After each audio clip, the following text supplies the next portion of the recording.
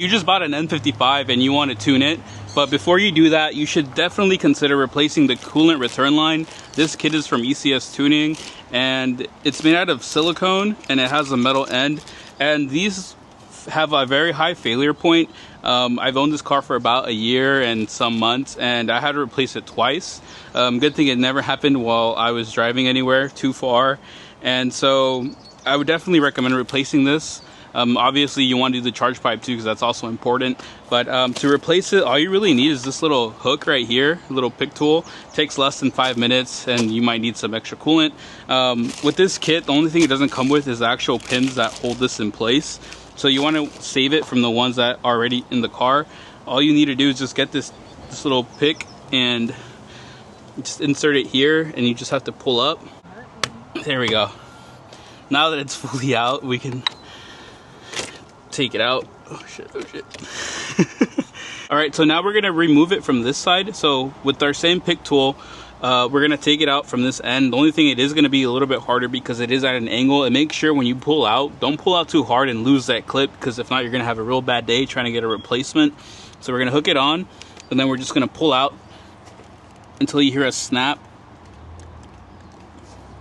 There we go, I took it out. And what you're gonna want to have ready is you might want to have a little bucket with you, because when you do pull them out, like I did earlier, a lot of coolant's gonna come out. So I'm gonna go grab a bucket real quick, and I'm gonna start with this end and let this drain out a little bit. I want to make sure I have the right orientation ready, that way I don't lose that much coolant. So we're gonna open this up, and we're gonna take these little zip ties off. All right, so I took it out of its packaging, that way we know the right orientation. And so just make sure that this little right angle goes on the right angle that goes from here. When I pulled it out previously, a lot of coolant came out. I was trying to look for a bucket, I couldn't find one, so I have the next best thing, a water bottle. So once I pry this out, we're gonna see a little bit of coolant coming out. All right, so a lot of coolant didn't come out, but one thing to note, that these things have little notches here at the top, and this thing does as well. So make sure when you guys put it in, that it goes in like that and it matches the notches in here. The clip that I was talking about earlier was this little clip right here. I accidentally pressed it back in, so I'm gonna get my little pick tool.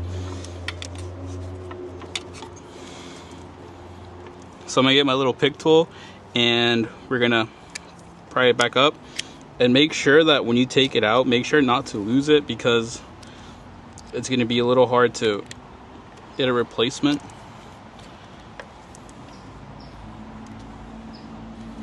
So just take your time with it and try to wiggle it out.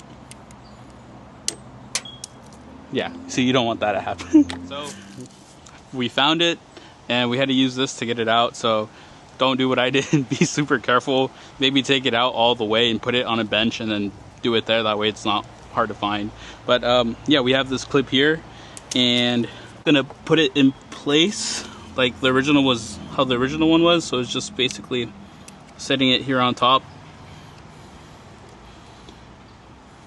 and yep, that, and that's in. And you want to give it a tug, make sure that it doesn't move. So we're good there. Also wanted to show how bad these things are.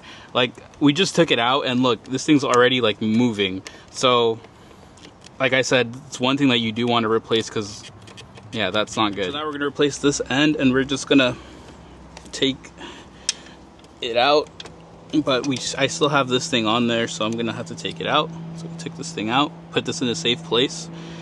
We can just wiggle this out now. You might want to wiggle it back and forth until it pops out. All right, a lot of coolant coming out. And so now, same thing with this. This has notches, and we're gonna put this in here. All right, so that's in, and now we just have to put the clip in. When I took this out, a little bit of coolant came out, so just keep that in mind, that you will make a little bit of a mess. So we can just take this old one out and throw this thing away, because we won't be using this no more. And hopefully with this thing, this will be the last time you'll ever need to replace this thing. And let's put that hook in. All right, we're gonna put the clip back in, and make sure to put it in sideways, just how the original one was, and it should clip in. There we go. So that's not going anywhere. All right, so I'm gonna clean up. We finished the installation. Hopefully this will be the very last time that we'll ever have to replace this thing. All we have to do now is basically add coolant, and we're gonna do the bleeding procedure, which is done in the car.